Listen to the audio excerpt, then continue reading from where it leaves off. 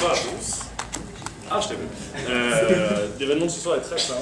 Vous vous imaginez au-dessus de la vallée des temples en Birmanie, dans une montgolfière en train de faire le tour de la vallée. Et malheureusement, on est un peu trop nombreux dans la montgolfière, ça commence à tomber, on lâche toute l'est et ça continue. On se dit, ok, on est 7 dans la montgolfière. Il y en a qui servent un peu moins que d'autres. Vu comme ça, Timon, on verra. En tout cas, ils décident de chacun plaider pour leur cause et ensuite jeter 3 ou 4 candidats par-dessus bord pour stabiliser la montgolfière. Mais ils savent déjà, plus ou moins, que ça ne va pas fonctionner, que ça ne suffira pas et qu'en fait la montgolfière est faite pour une personne.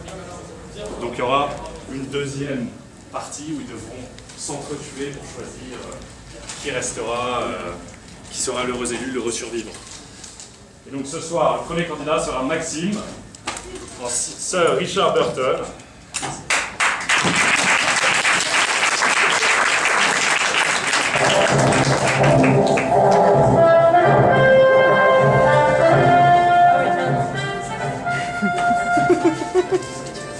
Le deuxième candidat est Augustin, qui représentera Mario ce soir.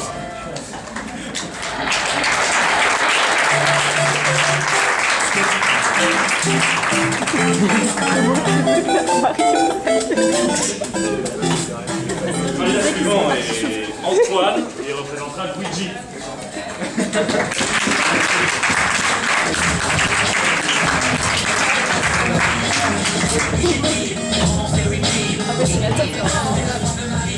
Le suivant est Cédric, qui représentera Maître Gims.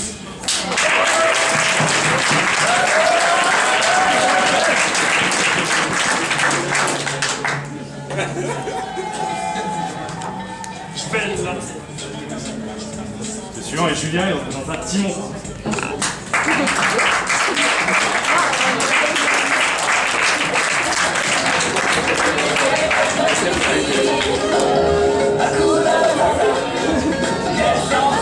Et enfin, Richard, Yann, Noël.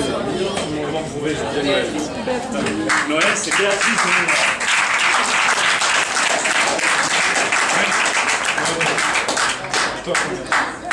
Non. Et enfin, c'est Richard qui représente Patrick Monet. Akun, Pizza, 8-10.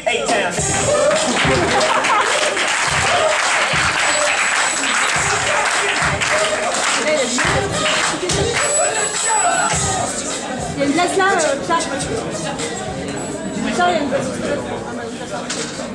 Maxime, tu commences.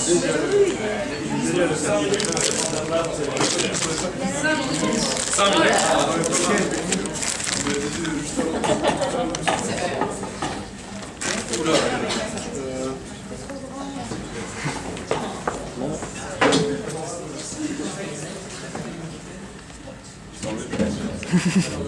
On va le monter ça quoi. Ah, t'as besoin de te mettre debout sur les chaises, quoi. Non, c'est l'inverse. Ok, c'est mieux comme ça. Salam, bonjour, hi, bon dia, buenos dias, kamsho, namaste, dorud, onjdialama. J'aurais pu continuer. Je parle 29 langues et 11 dialectes de 5 continents. J'ai vécu plus de vies que vous pourriez en vivre si vous en aviez 10. J'ai lu plus de livres qu'il y en a dans la bibliothèque de l'ESSEC. J'en ai écrit ou traduit plus que vous n'en lirez jamais. J'ai été explorateur, géographe, traducteur, écrivain, soldat, cartographe, ethnologue, espion, linguiste, poète, escrimeur et diplomate. En somme, j'ai tout essayé. Et même si vous imaginez le pire, vous serez loin encore de ce que j'ai fait. Et pourtant, vous ne me connaissez pas. J'ai honte. De moi et de l'humanité. Mais ne perdons pas de temps. Nice to meet you. I am Sir Richard Francis Burton. J'aurais préféré à ne pas avoir à vous dire ça, mes amis. Mais plus que jamais, notre époque a besoin de moi. Aucun homme n'a été si près de comprendre et d'être toute l'humaine condition dans sa complexité. J'ai fondé la Société d'anthropologie de Londres en 1863. L'anthropologie, ou la science de l'homme. s'efforcer de le comprendre vraiment, de saisir son essence. À l'heure où certains nous donnent une image de lui que l'on voudrait oublier, à l'heure où d'autres encore oublient de voir l'homme en l'autre. Nous avons besoin, plus que jamais, d'anthropologues. J'ai été consul en Guinée, au Brésil et en Syrie. Et j'ai été soldat en Inde et en Crimée. Notre époque a plus que jamais besoin de consuls à Damas. Notre époque a plus que jamais besoin d'êtres qui connaissent les horreurs et l'ineptie de la guerre. J'ai été le premier Européen à atteindre Harar, en Éthiopie, la 4e cité sainte de l'islam. Le premier Européen aussi à franchir le sommet du mont Cameroun et à brûler ses yeux sur l'or bleu du Tanganyika. Le globe a beau avoir été cerné, la terre défrichée, nous manquons de pionniers et d'explorateurs. Peut-être est-ce que nous manquons aussi d'insoumis et de francs-tireurs. J'ai été expulsé d'Oxford pour insubordination. Dans la société coloniale et raciste de l'Angleterre victorienne, on me traitait d'indigène et de nègre blanc. Malgré mes positions et les risques, je n'hésitais pas à critiquer l'exploitation coloniale, l'ethnocentrisme et le rigorisme puritain. Poursuivi par la justice, notamment par les lois sur les publications obscènes, par la si béatement ridicule Société pour la suppression du vice, je prenais mon courage à deux mains et créais la Kama Shastra Society, une société d'édition spécialisée dans la littérature érotique.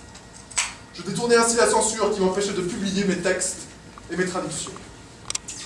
C'est ainsi que je pus écrire et offrir au public anglophone la première traduction complète des 1001 nuits et du Kama Sutra.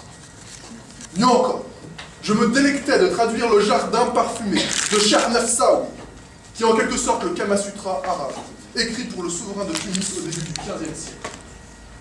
À une heure où tout à chacun associe islam et puritanisme, islam et conservatisme, il est temps que l'on ouvre les yeux.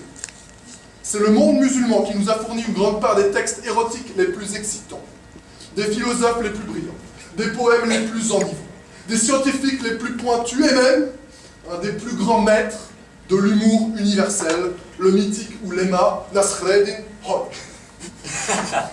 Osons être érotiques, osons être exotiques, osons être passionnés, mesdames, messieurs, osons être Sir Richard Francis Burton.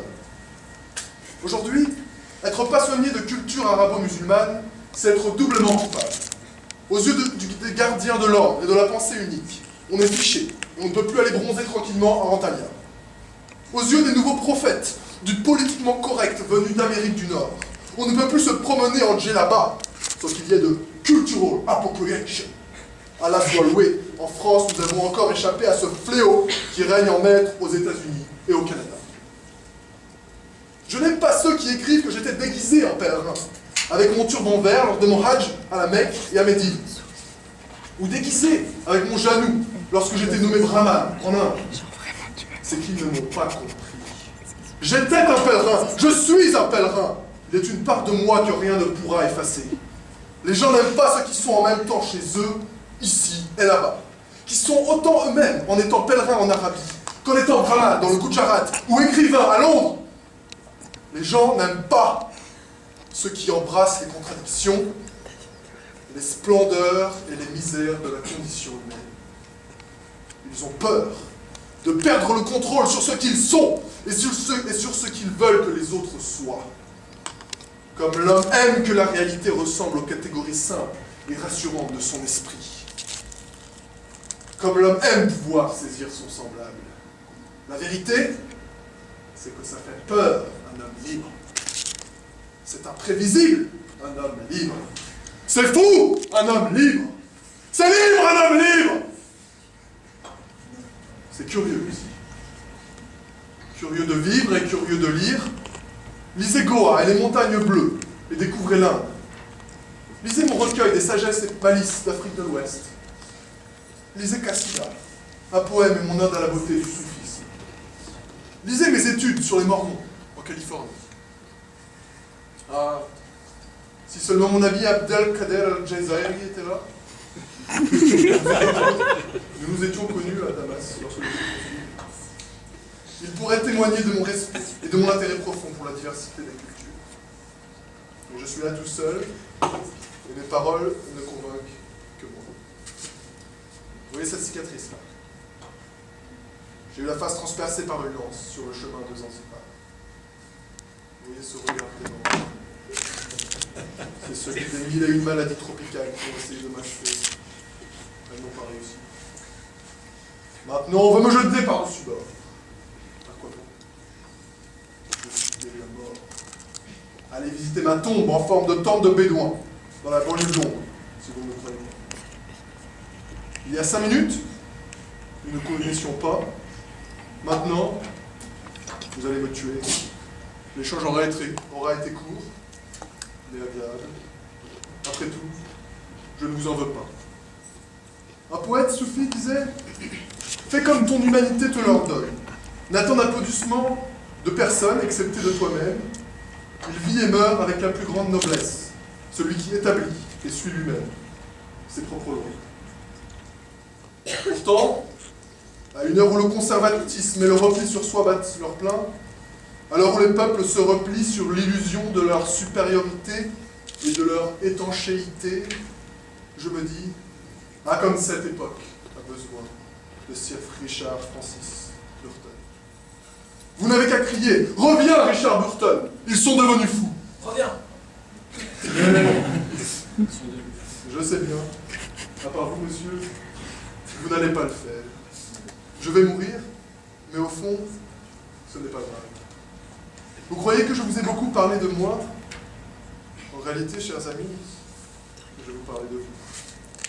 Moi, mon futur, c'est une forme inerte, aplatie sur un sol de montagne. Vous, votre futur, c'est celui de l'humanité. Je suis mort, je vais mourir, je ne pèse plus rien. Je ne suis plus qu'une idée, qu'une volonté, qu'un souvenir. Rendez-moi éternellement.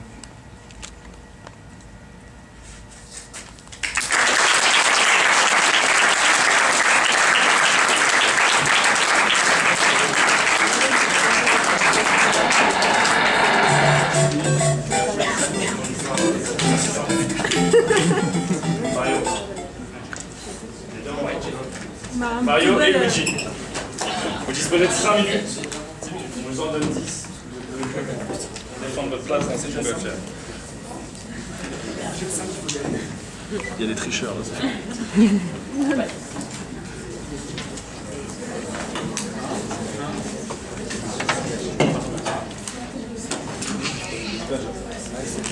Nice.